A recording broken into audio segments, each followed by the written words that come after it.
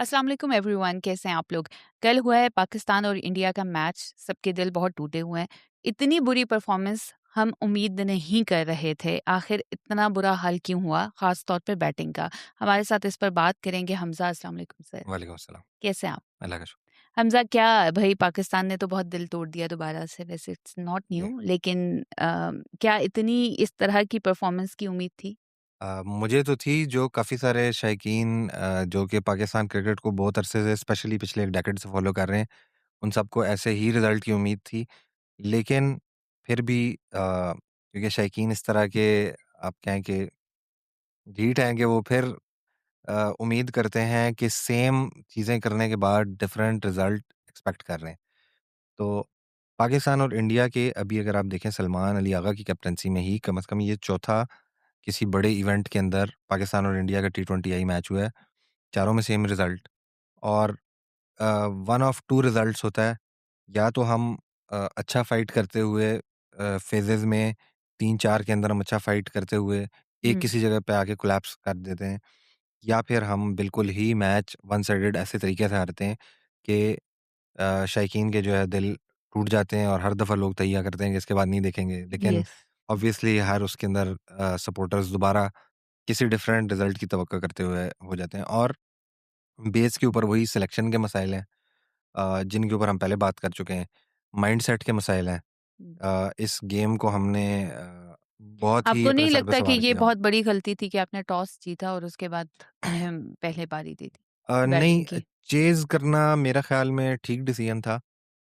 और सलमान अली आगा को मैं बहुत ज़्यादा ब्लेम इस दफ़ा इसलिए नहीं दूँगा कि पार्शियल ब्लेम उनका बनता है। डिसीजन मेरे ख़्याल में ठीक था चेज़ करने का। उनका आइडिया ये होगा कि हमारे जो प्रीमियम फ़ास्ट बॉलर हैं हुँ, और बल्कि ऑल-राउंडर हैं, शाहीन शाह अफ़रीदी, हुँ, वो ऊपर से उसी तरह उनको 1-2 विकेट्स निकाल के देंगे या कम से कम पावर प्ले के अंदर रन्स कंटेन करेंगे। इंडिया को 140-150 के बीच में हुँ।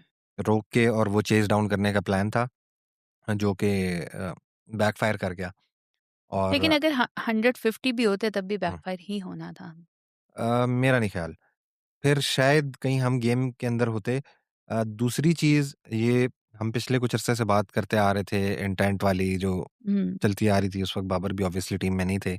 अब बाबर आज़म भी टीम में जिन्होंने कल बहुत ज़्यादा डिसअपॉइंट किया है। और तो मेरा ख़्याल है आए भी वो आपकी वज़ह से, क्योंकि आपने बहुत शोर हाँ जी। मचाया कि बाबर मेरे आज़म को अलावा वापस जी, आना जी। चाहिए। मेरे अलावा काफ़ी सारे ऐसे लोग हैं, लेकिन बाबर का आपने बैटिंग ऑर्डर चेंज कर दिया। आपने उनको बिल्कुल ऑस्ट्रेलियन सीरीज़ के अंदर, जो कि 1 हफ़्ता पहले हुई है वर्ल्ड कप से, उसमें 3rd से 4th के ऊपर मूव कर दिया। अब टीम मैनेजमेंट को ये समझना पड़ेगा, अगर आपने बाबर आज़म को चौथे या 5वें, छठे नंबर पे खिलवाना है, 7वें नंबर पे खिलवाना है, तो आप उनको ना खिलाएँ। उसकी जगह उस रोल के अंदर या उस पोज़ीशन के अंदर जो आपके पास बेहतरीन ऑप्शन है, आप उसको यूटिलाइज़ करें। और राइट। बाबर आज़म के शॉट की एज़ अ क्रिकेट फैन मुझे कल समझ नहीं आई। ये उनका गेम नहीं है जो मैं पिछले 1-2 वीक से नोटिस कर रहा हूँ। आप कहेंगे वो ओवरडू कर रहे हैं, वो ज़बरदस्ती वो शॉट्स खेलने की कोशिश कर रहे हैं जो उनका नेचुरल गेम ही नहीं है। ठीक है। और कल मेरे ख़्याल में बाबर आज़म के पास सबसे सुनहरी मौका अगर किसी प्लेयर के पास टीम में था, वो बाबर आज़म के पास था। वो दूसरे ओवर के अंदर क्रीज़ के ऊपर मौजूद थे और उनके पास 18 ओवर्स थे। वो 13-14 ओवर्स के अंदर इनिंग बिल्ड करके और साथ दूसरी साइड से हम स्ट्राइक करके ये कर सकते थे। और मुझे हैरत है, मुझे लगा नहीं था कि कभी ऐसा मौका आएगा कि मैं उस्मान खान की तारीफ़ कर रहा हूँगा, लेकिन इंतहाई मैच्योर इनिंग्स उन्होंने खेली। उन्होंने आप अगर उनकी इनिंग्स को एनालाइज़ करें, तो वो अटैक भी करते रहे, काउंटर अटैक करते रहे अपोज़िशन हुँ, को। जब तक उस्मान खान क्रीज़ के ऊपर थे, उन्होंने वो प्रेशर बिल्ड नहीं होने दिया और उसके बीच में उन्होंने दूसरे एंड से शादाब खान को भी सेटल होने का मौका दिया। हुँ, उस्मान खान अनलकी रहे, बहुत ज़्यादा डाउन द पिच आ गए थे, जो कि नहीं करना चाहिए था, हुँ। अननेसेसरी रिस्क लिया। आप गेम को हमेशा जब इस तरह की सिचुएशन में हो कि ऊपर से 2, 3, 4 विकेट्स गिर गई हैं, तो जितना डीप आप लेके उसको जा सकते हैं, गेम को आप एग्ज़ैक्टली। लेके जाते हैं और फिर जाके आप दोबारा एक दफ़ा चांस लेते लेकिन हैं। एक ओवरऑल जो मुझे लगा कि कोई भी जो हमारा बैट्समैन था, वो बॉल को खेल ही नहीं पा जी, रहा था। ऐसे लग रहा था कि it's all new for them. जी।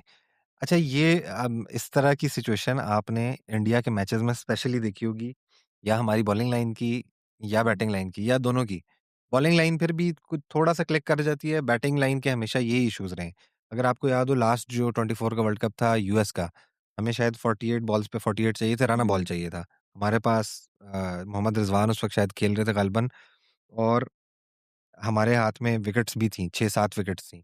वो डाउन द ग्राउंड आए बुमराह को टेक ऑन करने के लिए। उस वक़्त भी यही बात हुई कि ये एक गलत अप्रोच थी कि आप उनके फ्रंट लाइन बॉलर को आके चार्ज कर रहे हैं, आप वेट कर लेते 1 ओवर और हुँ, वहाँ से आप देखें किस तरह क्रम्बल हुआ और हम वो मैच 6-7 रन से ग़ालिबन हार गए। और वो हम कह सकते हैं कि एक क्लोज़ मैच गया था। वो क्लोज़ मैच भी इसलिए गया था क्योंकि हम डोमिनेट कर रहे थे उस पूरे मैच के अंदर, और वहाँ से वो क्लोज़ करके हमने मैच हार दी। हुँ, अच्छा, इस वर्ल्ड कप से पहले हमने ये डिस्कशन की जिस वक़्त के स्क्वाड सिलेक्ट हुआ। हमने ये डिस्कशन की कि ख्वाजा नाफ़े की जगह माज़ सदाकत को पहले मौका मिलना चाहिए था। हमने ये डिस्कशन भी की कि शादाब खान की इस प्लेइंग 11 क्या इस 15 के अंदर जगह नहीं बनती। अगर हम अब देखें इस वक़्त के अपने स्क्वाड को, कल आगा सलमान ने बॉलिंग कराई। अ, मैच को अगर आप स्टार्ट से देखें, मैच बड़ा अच्छा था। आगा सलमान ने पहले तो प्रेसर में ये कहा कि अभिषेक शर्मा के बारे में जब सवाल हुआ कि हम चाहते हैं कि वो अपनी बेस्ट 11 के साथ आए। हुँ, वो एक बहुत अच्छे खिलाड़ी हैं, हम चाहते हैं कि वो खेलें। उसके ऊपर सूर्या कुमार यादव का ये कहना था कि ठीक है, अगर वो कह रहे हैं तो हम उसको खिला लेते हैं। और एक इंतहाई बोल्ड मूव आगा सलमान को मैंने शायद पिछले 10-15 मैचेज़ से टी20 में बॉलिंग करवाते नहीं देखा, ठीक क्योंकि है। वो छठा ऑप्शन है स्पिन का इस टीम के अंदर। तो आगा सलमान की तरफ से इंतहाई बोल्ड मूव, वो हुँ, आए और उसके बाद उन्होंने कैपिटलाइज़ किया। हमने अभिषेक शर्मा को डक के ऊपर आउट कर दिया। बहुत अच्छे ऑप्टिक्स के लिए एक हुँ, बहुत अच्छा मैसेज था। उसके बाद आते हैं हमारे premium fast bowler slash allrounder, हुँ, ठीक है? जिनके बारे में हमने स्क्वाड सिलेक्शन के टाइम पे भी कहा कि इनकी स्क्वाड में जगह नहीं बनती। वो पहले बीबीएल खेल रहे थे, वहाँ पे आपने उनकी फ़ॉर्म देख ली, और वो ऐसे पिचेज़ के ऊपर खेल रहे थे जो फास्ट बॉलिंग के लिए बहुत ज़्यादा साज़गार हैं। अगर वो वहाँ पे नहीं परफ़ॉर्म कर रहे, तो तो वो यहाँ पे ओवरऑल कैसे में कैसे परफ़ॉर्म करेंगे? करेंगे? सोने पे सुहागा ये हुआ कि उसके बाद वो इंजर भी हो गए, और हुँ, इंजरी के बाद आप उनको दोबारा लेके आ रहे हैं। कॉन्ट्ररी टू शाहीन, सलमान मिर्ज़ा बहुत अच्छा परफ़ॉर्म करते हुए आ रहे हैं। हुँ, सलमान मिर्ज़ा को हम डिसाइड करते हैं पहले मैच में 3 विकेटें लेने के बाद कि वो बेंच वार्म करेंगे और हमारे प्रीमियम फ़ास्ट बॉलर जो है वो अटैक को लीड करेंगे, और वो भी इस तरह के क्रूशियल मैच के अंदर। तो पिक्स के अंदर गलती थी।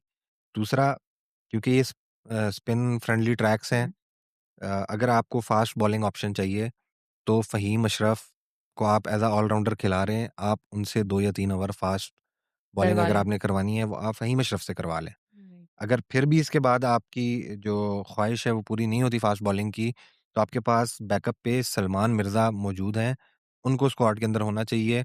नसीम शाह भी मेरा नहीं ख़्याल कि वैल्यूएबल साबित होंगे ऐसे टाइम के ऊपर। आप बहुत मैनेजमेंट की बात कर रहे हैं और हुँ। आप कह रहे हैं कि सही टाइम पर सही प्लेयर्स को पिक नहीं किया गया टू प्ले। आपको लग रहा है अभी भी क्रिकेट में सियासत चल रही है?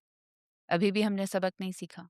मेरा ख़्याल है, क्योंकि अगर इस तरह का नेपोटिज़्म और सियासत ना होती, अगर हम मेरिट के ऊपर टीम सेलेक्ट कर रहे होते, तो शाहीन अफ़रीदी इस वक़्त स्क्वाड का हिस्सा नहीं होने चाहिए।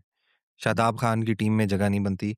अगर हमें स्पिनर्स के 16 ओवर्स चाहिए, साइम अयूब आप देखें, लास्ट टाइम इंडिया का मैच था, साइम अयूब विकेट ले रहे थे, जो कि आपके ओपनर हैं, ये बॉलिंग कराना उनका काम नहीं है, और हुँ, ये बड़े शर्म का मकाम है, बाकी जितने भी बॉलर्स उनके साथ खेल रहे हैं, उनके लिए।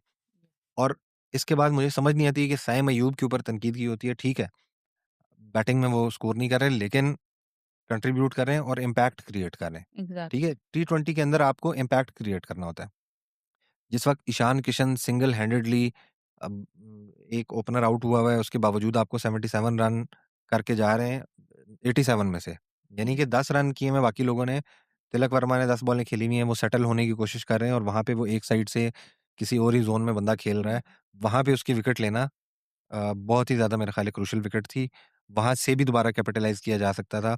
आप बाकी बॉलर्स को देख लें, शाहीन शायद 15 की इकॉनमी से उन्होंने स्कोर दिया, शादाब 15 की इकॉनमी से। सबसे ज़्यादा डिसअपॉइंटमेंट मुझे हुई अबरार से। हुँ। मतलब ये करना होना नहीं चाहिए था। आप बिल्कुल ज़ोन के अंदर उनको खिलाए जा रहे हैं। अबरार से ये तवक्को मुझे नहीं थी, लेकिन ठीक है, ऑफ डेज़ हो जाते हैं। इसके अलावा आप बॉलर्स को देखें, आगा सलमान, इंतहाई खूबसूरत आगे अभी बॉलिंग। पूरा वर्ल्ड कप पड़ा है। हुँ। आपके ख़्याल में यही टीम इसी तरह चलेगी या हर मैच के लिए हम नई स्ट्रैटेजी बनाएँगे? क्या आपको लग रहा है कि किस अब तरह पाकिस्तानी जो प्लेयर्स हैं वो हुँ। कितने एंथुसियास्टिक हैं? मेरा ख़्याल है वो बहुत ज़्यादा कोई एंथुसियाज़्म का लेवल नहीं होगा अब इस वक़्त शायकीन का। इस वक़्त ये राइटिंग ऑन द वॉल है, नज़र आ रहा है। हाँ, अगर इसमें शायकीन से जो है ये तवक्को की जाए कि वो दुआ करें कि 1-2 जो हमारे लेजेंड्स हैं हुँ, शाहीन और शादाब, उनको कोई नेचुरली इंजरी हो जाए, 1-2 रिप्लेसमेंट्स आ जाएँ, तो ठीक है? फिर जो कुछ कि बेहतरी हो सकती है। एक बेहतरी ये हो सकती है। दूसरा जो नेक्स्ट मैच है नामीबिया के खिलाफ शायद हमारा ग़ालिबन मैच है, उसमें बेंच स्ट्रेंथ आज़माएँ और उसके बाद उसी विनिंग कॉम्बिनेशन के साथ आप सुपर 8 के अंदर जाएँ। शादाब खान को थोड़ा-सा रेस्ट देने की ज़रूरत है, ठीक है? वो क्योंकि बीबीएल ऑब्वियसली खेल के आए हैं, ऑस्ट्रेलियन टूर में बहुत ज़्यादा उन्होंने मेहनत की है। इसी तरह शाहीन इंजरी से वापस आ रहे हैं, तो मेरा ख़्याल है कि इन दोनों को रेस्ट देने की ज़रूरत है। सलमान मिर्ज़ा आपके फ़ास्ट बॉलिंग ऑप्शन होने चाहिए। हुँ, अ, साथ में आप फ़हीम अशरफ से बॉलिंग करवाएँ। अगर आपने फ़हीम अशरफ से बॉलिंग नहीं करवानी, तो उनको एज़ अ बैट्समैन खिलाने की ज़रूरत नहीं है, फिर आप उनकी जगह फ़खर ज़मान को खिला लें। ठीक है। ऑल्दो के उस तरह की तवक्कुआत उनसे भी नहीं है, लेकिन इम्पैक्ट क्रिएट कर सकते हैं। ऑन हिज़ डे ये हर कोई कहता है वो दिन बहुत रेयरली आता है, स्पेशली टी20 में, लेकिन हमने स्क्वाड ऐसा पिक किया है कि हमारे पास ऑप्शन नहीं है। सो अभी हम यहाँ पे एंड लेते हैं कि हमें कुछ ज़्यादा उम्मीद रखने की ज़रूरत जी, नहीं है।